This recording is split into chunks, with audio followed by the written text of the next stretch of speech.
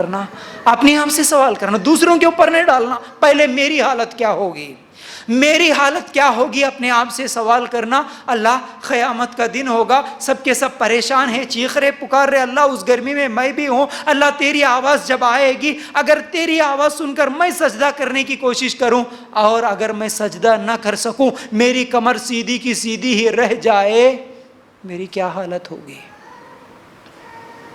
اپنے آپ سے ہی سوال کرنا۔ اگر میں ٹھہرا رہا، میرے آزو بازو میں جتنے لوگ تھے سب کے سب سجدے میں پڑ گئے، میں کوشش کر رہا ہوں سجدہ کرنے کی لیکن میری کمر نہیں جھکتی، میں کھڑا رہا، اللہ دیکھ رہا ہے، کیا حالت ہوگی؟ کیوں نہیں ہوگا؟ کیوں سجدہ نہیں کر سکے گا؟ کیوں پیٹھ سیدھی کی سیدھی رہ جائے گی؟ اللہ تعالیٰ فرماتے ہیں تو دنیا میں بھی سجدے کے لیے بلایا جاتا تھا تو سجدہ نہیں کرتا تھا، اس لیے تجھے آج توفیق نہیں ہوگی سجدہ کرنے کی۔ دنیا میں بھی تجھے آواز دی جاتی تھی، دن میں 5 ٹائم سنتا تھا، حیا علی الصلاۃ، آؤ نماز کی طرف، آؤ اللہ کے آگے جھکنے کے لیے، سنتا تھا، اس وقت سجدہ نہیں کیا، اس لیے قیامت میں بھی آواز ہوئی اللہ کی طرف سے اب تجھے سجدے کی توفیق نہیں ہوگی۔ کتنا خطرناک معاملہ ہے۔ پھر میں کیسے جنت میں جا سکتا اگر اللہ کی آواز سن کے بھی میں سجدہ نہ کر سکا؟ تو کون وہ بدنصیب؟ وہ میں بھی ہو سکتا، آپ بھی ہو سکتے، کوئی بھی ہو سکتے، لیکن کون؟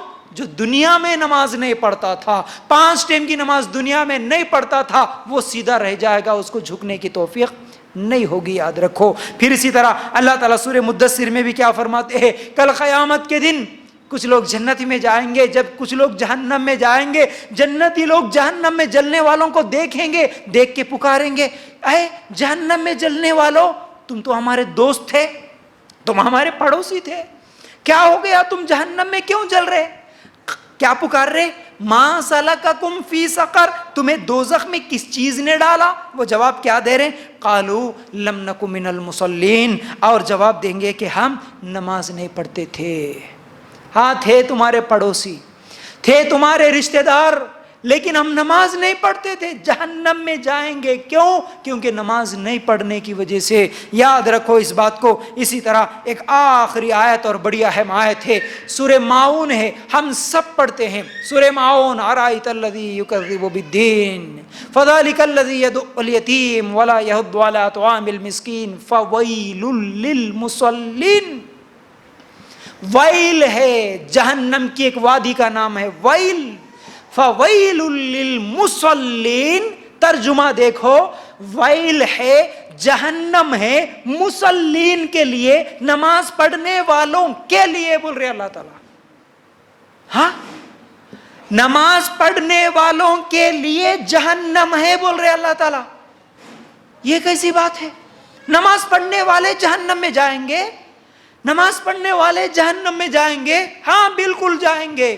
وَوَيْلٌ لِّلْمُصَلِّينَ، اگلی آیت پڑھو، الَّذِينَ هُمْ عَنْ صَلَاتِهِمْ سَاهُونَ، وہ نمازی، ایسے نماز پڑھنے والے جو اپنی نماز میں غفلت برتتے ہیں، وہ بھی جہنم میں جائیں گے۔ نماز پڑھنے والے بھی جائیں گے جہنم میں جو اپنی نماز میں غفلت برتتے ہیں۔ کا مطلب کیا ہے؟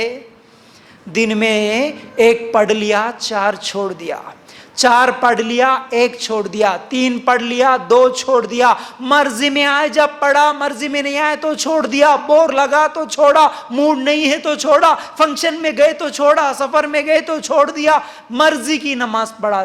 دین میں 4 برابر ٹائم پہ پڑھتا تھا، لیکن فجر کی نماز بڑی مشکل ہے نا جی، نیند سے جاگنا بڑا مشکل ہے نا جی، فجر 1 نہیں پڑھتا تھا، باقی 4 پڑھتا تھا۔ اللہ تعالیٰ اس کے لیے بول رہے فویل للمصلین، جائے گا وہ بھی جہنم میں، جائے گی ایسی عورت بھی جہنم میں جو 1 نہیں پڑھتی تھی، 4 پڑھتی تھی۔ نماز میں غفلت انسان کو جہنم میں لے جاتی۔ کیا کریں گے؟ کیا کریں گے وہاں پر جانے کے بعد؟ چیخو، چلاؤ، پکارو، کچھ کام آنے والی چیز نہیں ہے۔